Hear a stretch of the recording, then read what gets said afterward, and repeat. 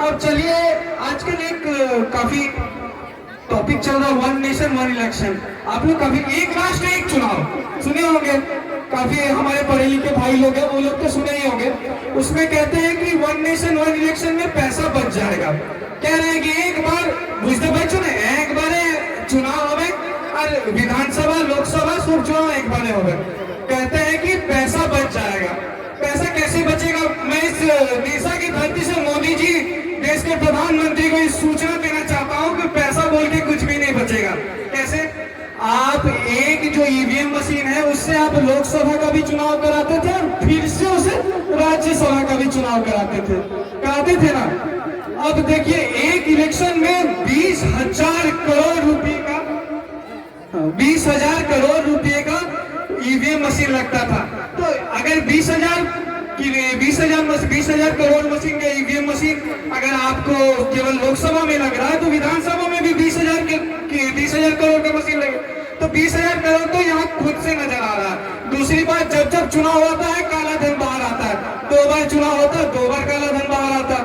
अब देखिए, केवल एक बार बाहर आएगा, क्योंकि एक मोदी जी का नारा था काला धन वापस लाएंगे।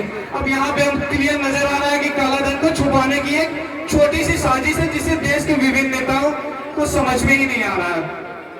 अब चलिए, हम एक शपथ लेते हैं उड़ीसा की धरती पर, एक कसम खाते हैं कि अगला चुनाव 2024 में जो होगा, हम अपने उंगलियों में जब नीला रंग लगाएंगे, तो हमारा नीला रंग लगने से पहले हमारा शपथ रहेगा कि हम अपने उस वोट को, देखिए भारत में भले ही लोग अमीर हो गरीब हो, पर हमें इस बात को समझना होगा कि लोग गरीब हो चाहे अमीर हो, उनका वोट का कीमत उतना ही है।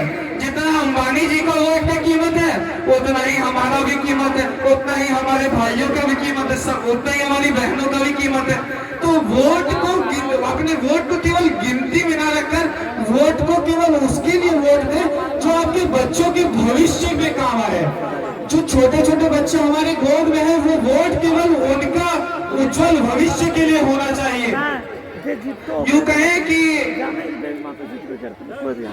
2024 में हमें चुनाव, देखिए हम कहते कहते रुक गए, हमें लगा कि हम वोट के लिए अपील कर रहे हैं, लेकिन हम वोट के लिए अपील नहीं कर रहे हैं। हम आपके हमारे हक अधिकार की बात कर रहे हैं। जो देखिए, एक छोटा सा और जानकारी है कि रेट इक्विलाइजेशन पॉलिसी, आज हमारा कोयला जिस रेट में झारखंड में है, सेम रेट में आपको तमिलनाडु में भी मिलेगा। क्या कश्मीर का सेव जो 10 रुपए के जी कश्मीर में, झारखंड में 10 रुपए के जी मिल रहा है क्या? नहीं ना। क्या ऑरेंज जो संतरा है, नागपुर का संतरा 4 रुपए के जी, वो झारखंड में 4 रुपए के जी मिल रहा है क्या? नहीं ना। ये सवाल उठाएगा कौन कि झारखंड का कोयला 5 रुपए के जी, यहाँ भी 5 रुपए के जी, केरला में भी। इन सब सवालों को उठाने के लिए हमें एक नेता चाहिए, हमें एक नेता चाहिए, हमें एक झारखंड का बेटा चाहिए। और वो बेटा हमें एक, देखिए, एक आखिरी उम्मीद है। तो कहीं ना कहीं हम ये कहें कि हमारे पास एक आखिरी उम्मीद है टाइगर जयराम महतो के रूप में, और हम चाहते हैं आप उस आखिरी उम्मीद को बुझने ना दें, क्योंकि ये आखिरी पीढ़ी है, ये आखिरी पीढ़ी है जो बदलाव चाहती है। इसके बाद क्या ही कहें, और कहने के लिए काफी कुछ है, पर भैया कह रहे हैं संक्षिप्त में बातों को रखें। चलिए, किसी और दिन फिर से बातें होगी। जय झारखंड, जोहार झारखंड। धन्यवाद दादा। और हम चाहते हैं जयराम आए, उससे पहले हमारे एक सक्रिय साथी हैं JBKSS के